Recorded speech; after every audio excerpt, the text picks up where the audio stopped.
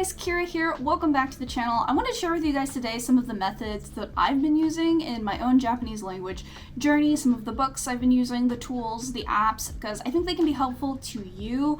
I think I've recently finally nailed down my own study methods, what works for me. And we all learn differently, so I think we all need to take some time to see what kind of tools work for us, what is a study schedule that works for us. And I really feel like recently, maybe I haven't perfected it, but I feel like I finally nailed down something that works for me. So I'm just gonna share with you guys what I've been doing recently, what my plans are for the next few months in Japanese. I really have two goals in mind, and the first goal is to take the JLPT, or the Japanese Language Proficiency Test, in December at the N3 level and hopefully pass it. I have also been super interested lately in taking the Kanji Kente, which is a kanji specific test given in Japan, and it usually doesn't aim towards like foreigners that are studying Japanese.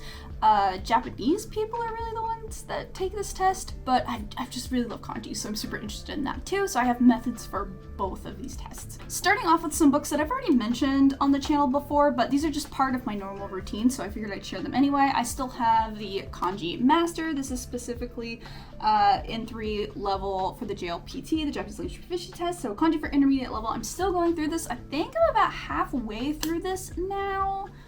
I know I'm not going to finish it before the test comes up, but I think I can kind of skim through some of these kanji. Fortunately, I don't have to write kanji on the Japanese Language Proficiency Test. You do have to write kanji on the Kanji Kente, but I'm pretty happy with just skimming through here to make sure I know generally what the kanji are so that I'm not hooked up on one when it comes to the test. So this I use maybe 2 times a week. And then I'm still using Manabo Nihongo. This is also the JLPT N3 book for grammar, so I use this maybe once or twice a week. I really need to focus more on grammar. It's my weak point, but I really hate studying grammar. I do not have any tips for how to study grammar better. If you know, let me know. I could study vocabulary and kanji all day, but grammar, no. So at my local library here in Japan, I recently picked up this book, Nihonjin ga yoku tsukau Nihongo kaiwa onomatope. That's such a weird, this is onomatopoeia in Japanese. It feels like a weird way to say it though. Japanese conversations that Japanese people actually use. This book in particular reviews onomatopoeia, which if you're not aware in Japan is just so rampant, so commonly used in this language. So one that you might actually know that I learned from like anime and songs and stuff. For example, fua fua. So fua fua, we have some fluffy pancakes here, which is the meaning of fua fua. And it'll give you like what fua fua means. It will give you some example sentences. So I've really been having fun with this book. I'm only about 1/3 of the way through, and it's hard to really completely memorize just the sounds in Japanese, these onomatopoeias. But you know, on the Japanese Language Proficiency Test, there's always gonna be those 1 or 2 questions that has onomatopoeia, Japanese onomatopoeia in it, and you never know what's gonna be on there. So I'm trying to not use too much of my time on just onomatopoeia, but trying to get a good idea so that I'm not completely lost during the test. But this has also been good for grammar as well. Reading these real actual sentences that people might say in Japanese. I've had a really good time with this one. Let's talk about kanji for a bit. So I actually have just recently taken the Kanji Kente for the very first level, which it's confusing. So the first level is actually level 10 being the easiest for this kanji test, and then level 1 being like super impossible, hard for Japanese people to pass. I've mostly just been concentrating on the lower levels. I'm completely happy with just passing the lower levels. These books have been my holy grail for Kanji Kente practice. So this book is what Japanese elementary schoolers in 1st grade, these are the kanji that they learn. I really love this book because this is basically exactly how Japanese elementary schoolers learn kanji for the first time. I taught at elementary school in Japan. I spent a lot of time with 1st graders. I've looked in their workbooks. I've watched them as they do homework. And these problems in this writing is basically the same thing, the same way that they learn kanji. This is not even a book meant for foreign people to learn Japanese necessarily. I bought this at Daiso, or a 100 yen store in Japan, a dollar store in Japan. And this is supposed to be like extra practice for first graders, but I bought this for myself and I cannot recommend this enough. If you're really serious about kanji, if you really want to be able to write kanji, or if you're the kind of person where if you write kanji, you're going to memorize better, because let's be real, you don't really have to write kanji to know Japanese that well. As long as you can like see it and know what it is and you know the readings, that's fine. Like writing is probably the least important, but for me, if I can write it, I can memorize it better, and I just genuinely love writing. So I really like to going through these books. So you can get these for 100 yen, for $1 at the dollar stores in Japan. I'm not sure if you can get them online, but I just cannot recommend them enough. So next I'm going to be going through the 2nd grade level kanji, and then I also got these 2 books. 3rd grade level kanji, and this is fun. This is a kanji renshu. I don't know what that is. Actually, I don't even. Oh, I need to practice more kanji. I think this is just their workbook, like a kanji drill, because around 3rd grade it really starts getting a little more complicated. I haven't touched this book yet, so I'm really excited to jump into these. As soon as the JLPT is over, I will be jumping into this one. I've already taken the 1st grade level for the Kanji Kente, so next is this one, as soon as the JLPT is over. Okay, so let's talk about phone apps. I think everyone needs a good phone app that they love, that works for them when they're learning Japanese. It's so easy to get distracted by a phone, so it's good to have like push notifications around you. Hey, you better study Japanese, stop scrolling on Twitter, stop watching YouTube. I know that I need it when I'm traveling, if I don't want to bring all my books and papers and stuff. I gotta go with the app. One app I've been using lately is called Mochi. Now, this app promises that you're gonna learn 1,000 kanji and vocabulary within a month, and I really thought that this was a crazy promise. But people have reported that they've been able to learn vocabulary and kanji really quickly, and I can definitely see why. So my notebook only has 100 words in it, and that increases by about 10 every time you do a lesson. So let's actually do a lesson real quick. Let's see how bad I am at this. Let's try administrative procedures, which I have downloaded. That sounds pretty intense. Y'all are gonna see how embarrassing that I am in Japanese. Y'all are gonna be like, you are not intermediate. Han. Okay, usually when I think of han, I think of half. So this is has the half kanji in it, and then it has the radical for knife. Seal. Okay. Oh, hanko. Okay. See. Okay. Hanko. So it'll give you the word, the definition for it in English, and this is, there you go. This is where you'll review it. You kind of have to get it into your head. So, Meishi. This is this like business card? Okay, or visiting card. I think of it as a business card. I've used business cards in Japan 4 and had to call them Meishi, so. Menkyo. Oh my god, Menkyo. Is this license? Like unten menkyo? License, permit. Okay, not doing as bad as I thought. The Mochi app, now known as MochiKanji, has a feature called Golden Time, which is based on spaced repetition.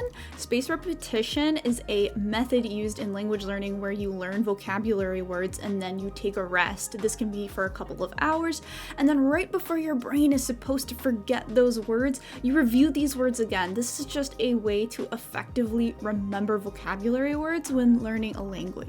My favorite thing about the app personally is the interface. It looks so nice and clean, and there's an adorable mascot. The colorful flashcards are useful for connecting each vocabulary word to a visual. I think it's definitely worth a try if you're getting started into Japanese, even if you're a beginner, even if you're intermediate, heck, if you're advanced. I think MochiKanji has something for you. MochiKanji is available on the App Store or on the Google Play Store. Just type in MochiKanji, choose MochiKanji Learn Japanese, download it, and you'll be good to go. I've just learned 10 new words. Let's review some of these words now. 20 words to review. Let's see. These must be words that I'm struggling with right now. Oh my goodness. I can't even. Is it kemuri? Oh my god. Smoke, fumes, kemuri. Ano biru kara deru kemuri. Flames are coming out of that building over there. Seal. This is one we just learned, but I think because I got it wrong earlier. Ha no osu. I pressed my stamp. そろそろ赤ちゃんが誕生するよ。あの映画最高。Wait, 最低 is the worst. This movie's the worst.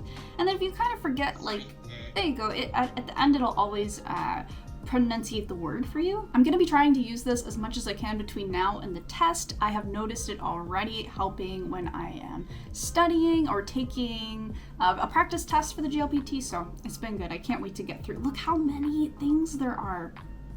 It's gonna take me forever to get through, but it'll be totally worth it. Wow, look how many just for one test, just for the N3. So much good stuff. Another tool that I really like to use, that I use almost every day, are these word cards. On it I have Nihongo N3 Goi. So these are words that I'm going to be seeing on the JLPT N3. Basically, I will take a practice test online. You can find them everywhere. And if there's a word that I get wrong, I will write down. One of the interesting words that I learned is this one right here, tsuchi, which is notification, notice, report, or smartphone notification. I learned this recently because on Twitter, I have Twitter in Japanese, and tsuchi is like one of your notifications, so I just love these. Filling them out is so satisfying, and when you get one full, I have a full one right here actually, you feel so good about it. So for example, I have ouen suru right there, and then on the back, I have what the pronunciation is, and it just like, yeah, to support or cheer. So gosh, I love these so much. You can get a whole pack of them for so cheap. These are fantastic for vocabulary. You take them anywhere, they're small. The last method that I have been using, and this is thanks to a class that I attend in town. The teacher prints out pages from actual elementary school reading books.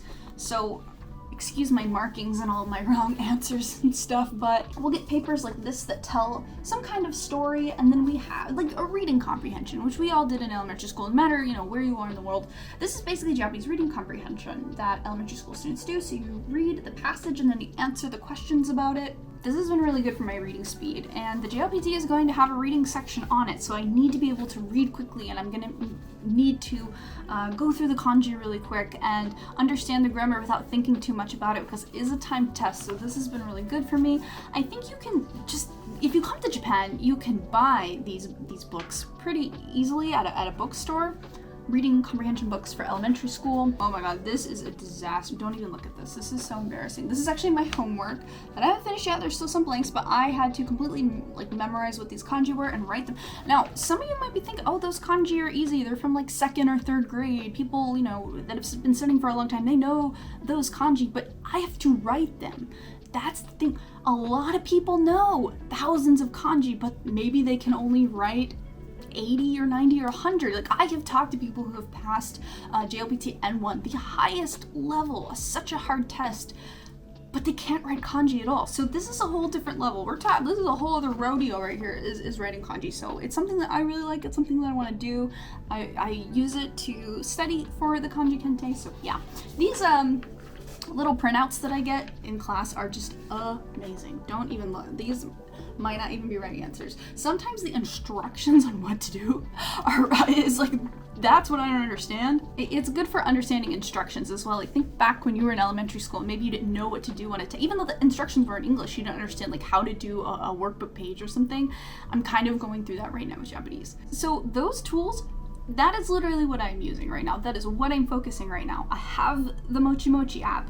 I have the kanji books. I have the onomatopoeia books, the grammar books. I use the word cards. I use these workbook pages. This is what I am focusing on right now. One more tip before I go is just really hone in on why you want to study Japanese. Like, what part of Japanese do you want to concentrate on? For me, it's kanji. I know that that's not necessarily useful when it comes to conversational Japanese, but for me, I love kanji so much. I like studying it, that by studying kanji and reading, I am introduced to new words. I am introduced to new grammar that I will be able to use eventually. Maybe for you, it's like not kanji at all. Like, you just want to be conversational. Like, you could care less about reading Japanese. You just want to come to Japan and talk to people.